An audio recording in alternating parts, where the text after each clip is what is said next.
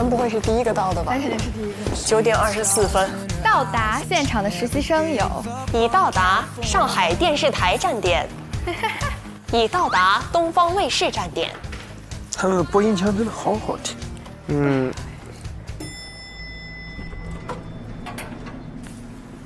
嗨，嗨，你也来得好早。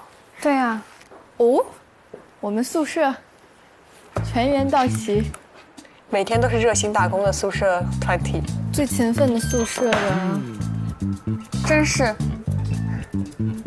今天要辩论呢。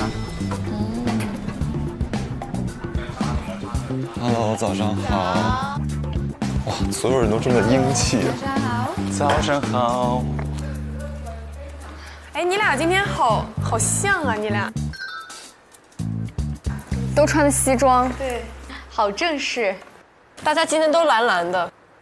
蓝蓝的天上白云飘，白云下面马儿跑。你新改的调吗？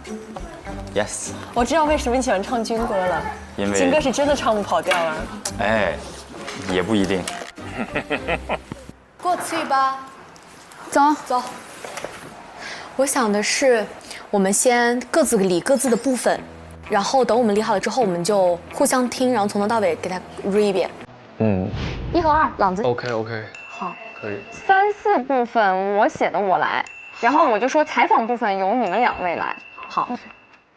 行，我把 PPT 改一下。好，那你先改吧，然后你改完我改一下 PPT。 OK， 我们一个一个来。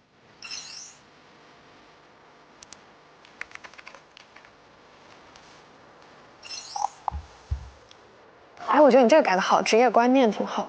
对，我觉得确实可以把文化意义改成职业观念。礼物满天飞，只为换份美。上头狂杀钱，钱包瘦成鬼。是什么那个8个字吗？钱包先握紧，哎，这样更押韵了。礼物满天飞，只为换份美。第1、2句你不是很那个？第一句，礼物满天飞，只为换份美。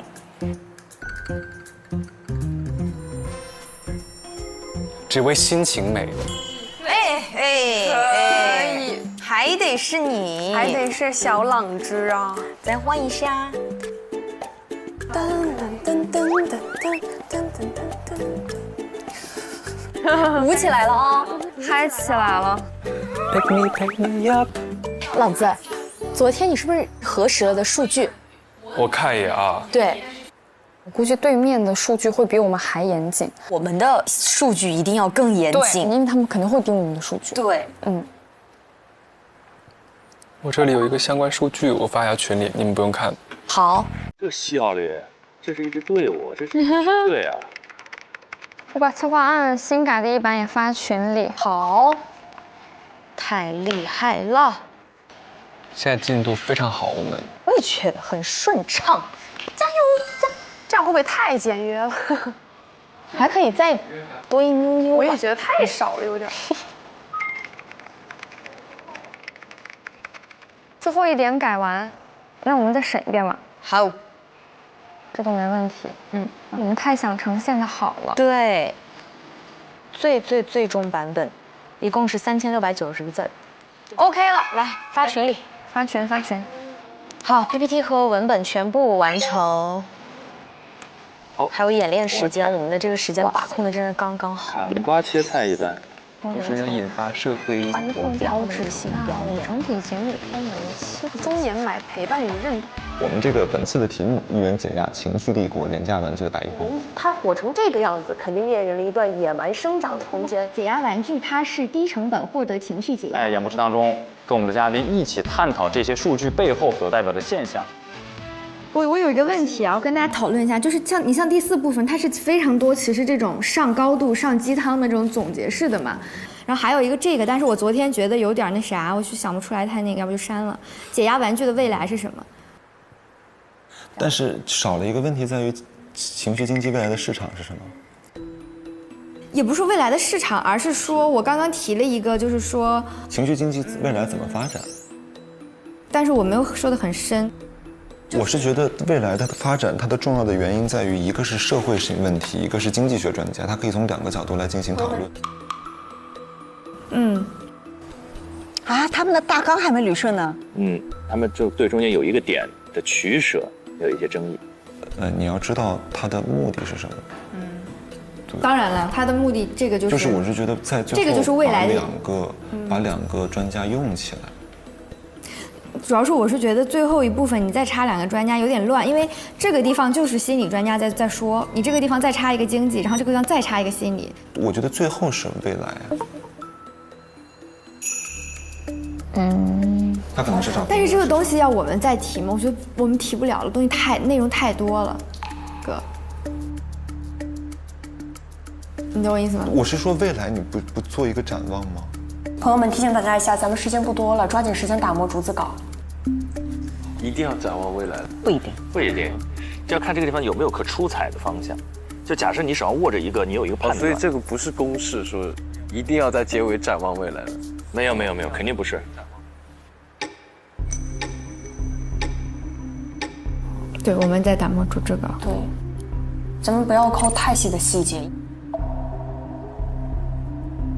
现在感觉最亮的还没有拎出来。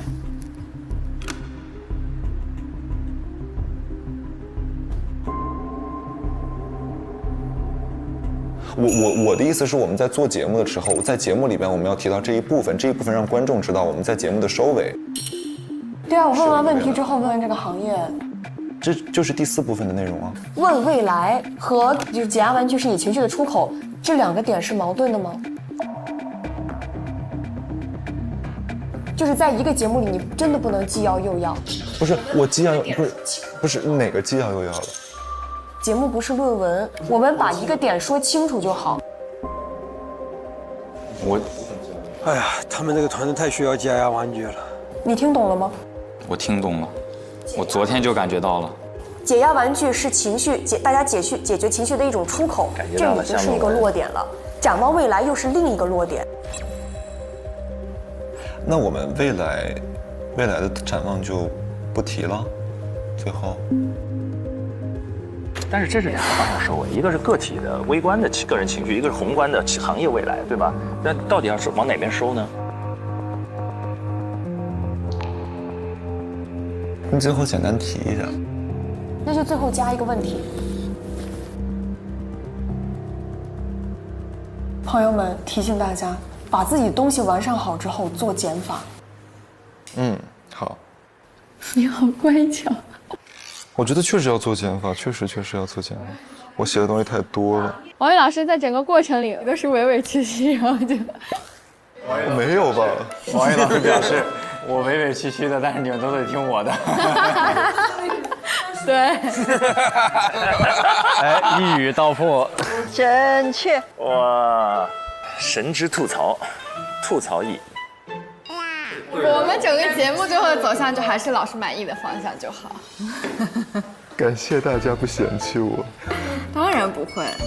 我昨天有一股无名火，但我今天觉得玉哥有点可爱。他很可爱，他特别可爱。我昨天是觉得玉哥稍微有点轴的，但我今天发现他是真的很认真。就是认真也是一种轴，是吗？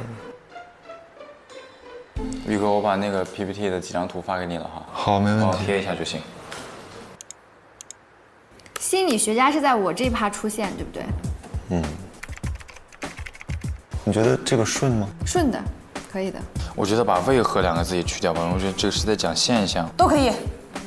因为我们团魂已经燃起来了。我希望我们后讲，不过都行，我们能力强。等我5分钟，我正在写。一个脚本，这样的话看起来就非常清晰。牛的。我这边 OK 了。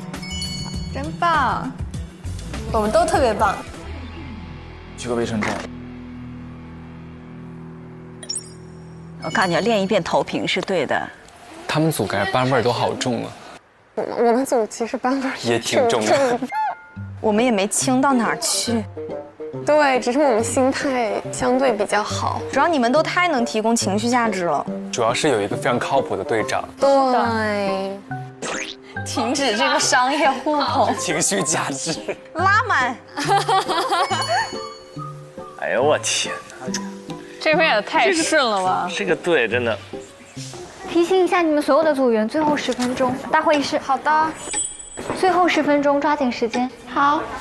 我模拟吧，解压玩具的崛起与其引发的购买热，持续的探讨如何去满足情绪。解压玩具是如何火爆全球的？情绪消费呢，就成为了一种有效的自我调节方式。小的切口去透视，在高压下的年轻人要如何自处呢？今天呢，我们会聚焦团播在情绪经济里的新闻具体表现。我们花钱去买漂亮的衣服，我们去买喜欢的玩具。我们想以选秀团播为切入点，情绪经济扮演了什么样的角色？你觉得我要不要问大家那个问题？其实简单互动，我觉得没问题。你刚刚说那个就是刷的礼物解送的飞机，可以你来一句。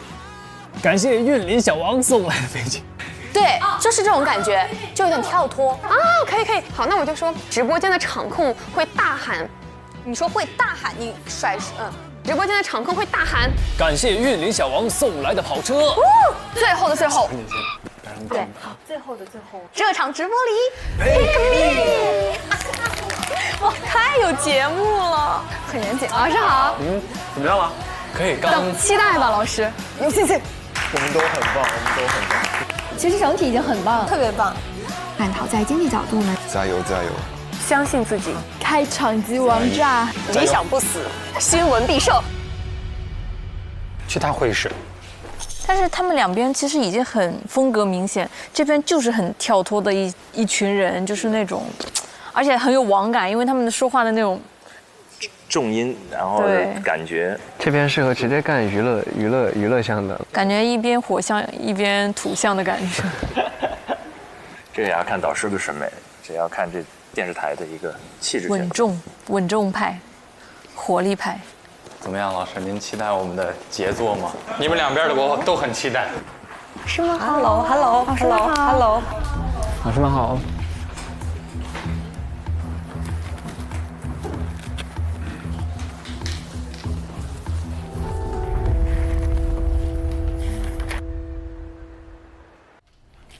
我们是开始吗？是开始吗？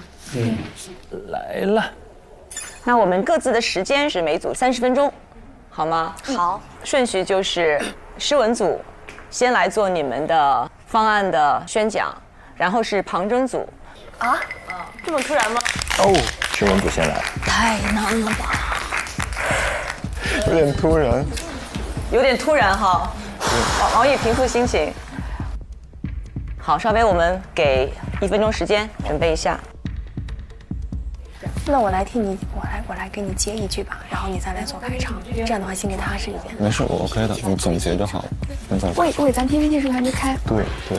还没考呢啊！赶紧的，这个之前没试一遍的话，就得调试一下。对。哎，我好像少收到了1份。没有，现在只有1份。现在只有1份，这个是旁征组的，对我们没有你们的。只打了1份。老师这边有策划案，你们有吗？我们来同步一下我们的策划案吧。对，可以。哎，这怎么开啊？完了，你看还不知道开关在哪儿，妈呀！我来帮你。谢谢。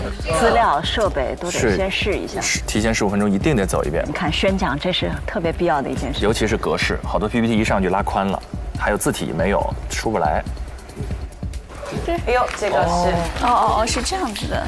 这个是叫捏捏乐对吧？我有一个同款的钵钵鸡。哇，鲁豫姐真善良，她知道那边需要时间，她给大家聊这钵钵鸡啊，聊这些。我们家有1箩筐这个，因为我们家有小孩儿。哎，可以了，OK 了。而且这个有些。林慧，你为什么不给我？小孩呢？那个给文林实现了一个。没事，我说着玩就说着玩。我想求助一下。我的天！找电脑了。赵薇，你们的开始了吗？没有开始。老师们，我只是王玉，委屈哥，你是想干嘛？那你帮我来翻页吧。好，我帮你翻页。我来帮你。你先适应一下。对。是这样吗？是这样对不对？不是，你双手翻页，双手就是它不会出错。对。如果你们准备好了，跟我说，我会开始计时。好的。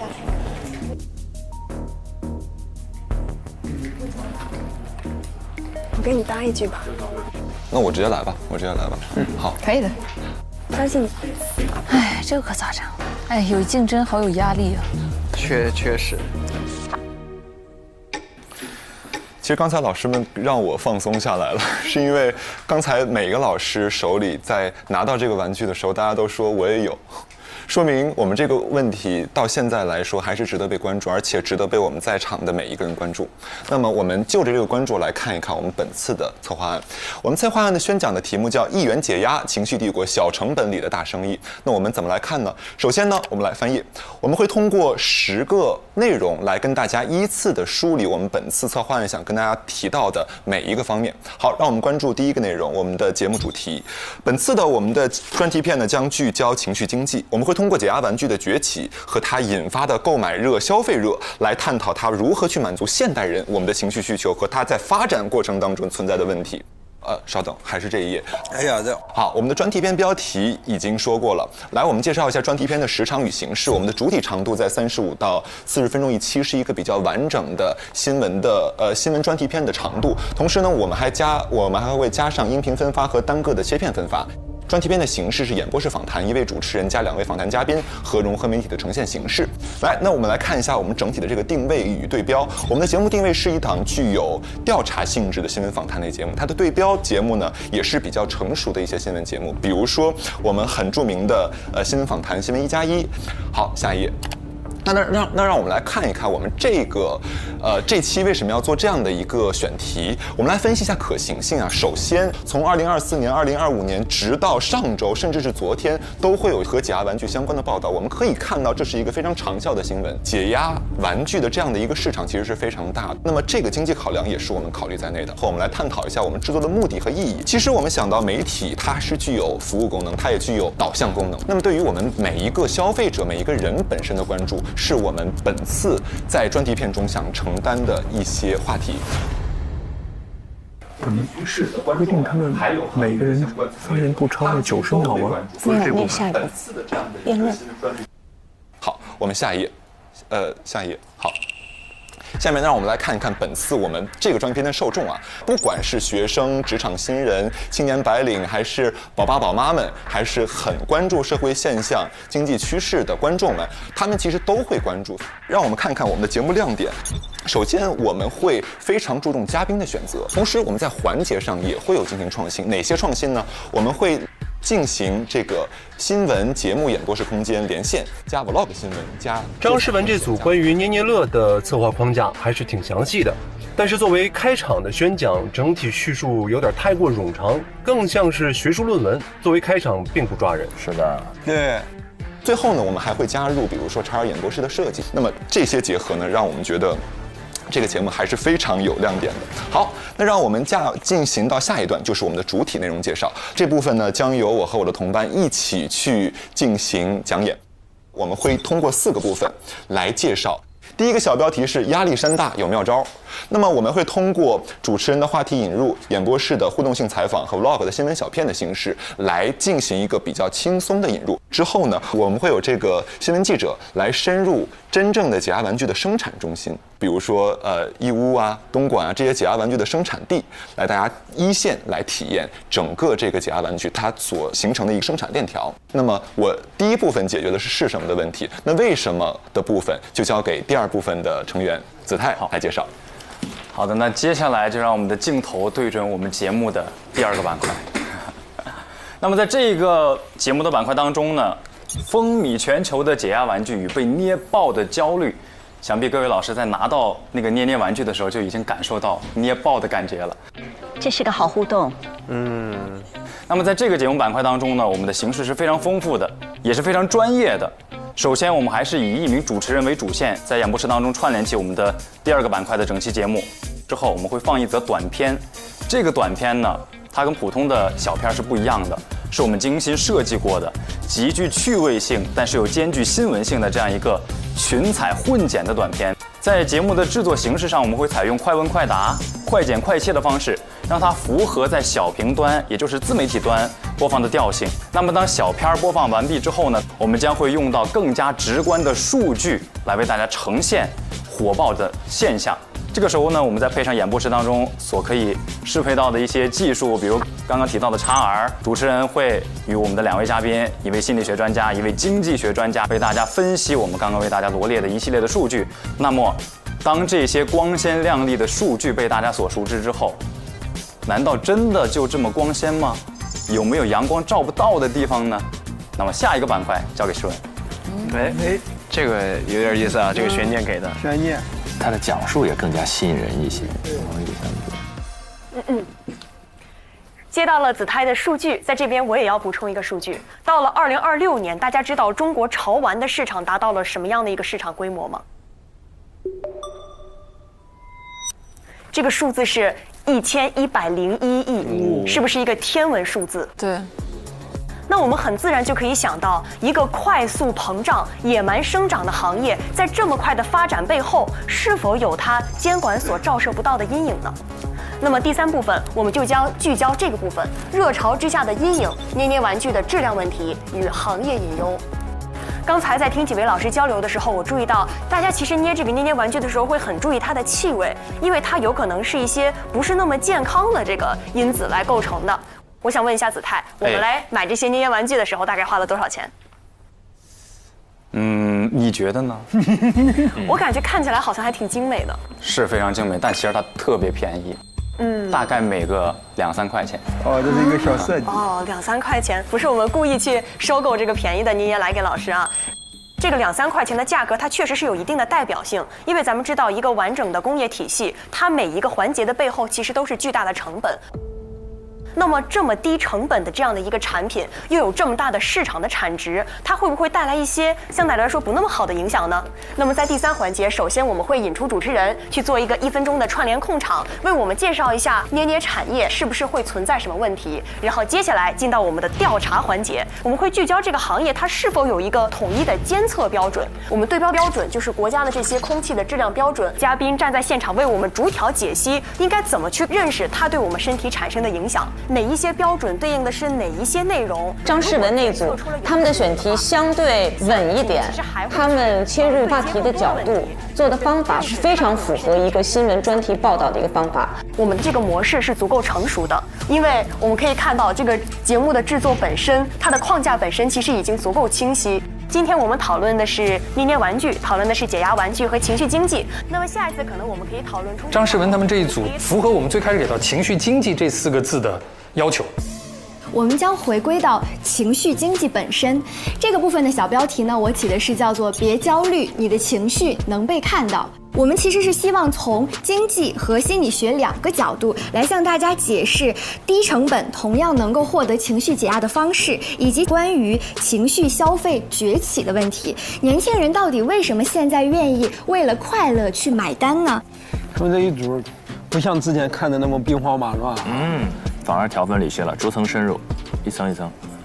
当一个玩具真的能解决你的心理问题的时候，这个玩具的存在本身就会显得很重要。这一个有人情味的选题，我相信我们可以把它作为一个切口，去透视到当代年轻人想法中的一角。这里呢，其实我想不仅仅是我们今天的这个小切口的解压玩具，包括我们其实对方辩友的这个一些主题。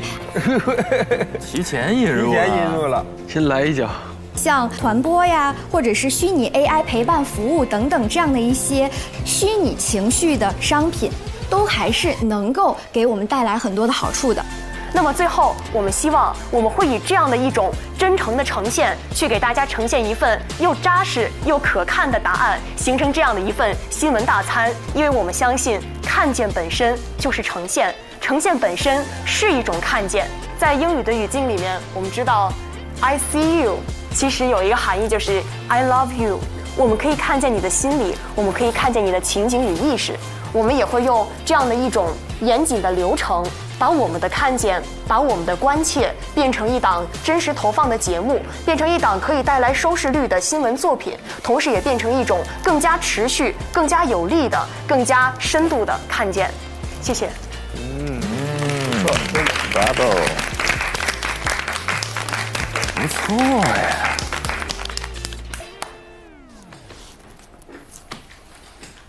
挺好的，可以，没问题。哎呀，他们也长出了一口气。第二组可以做准备。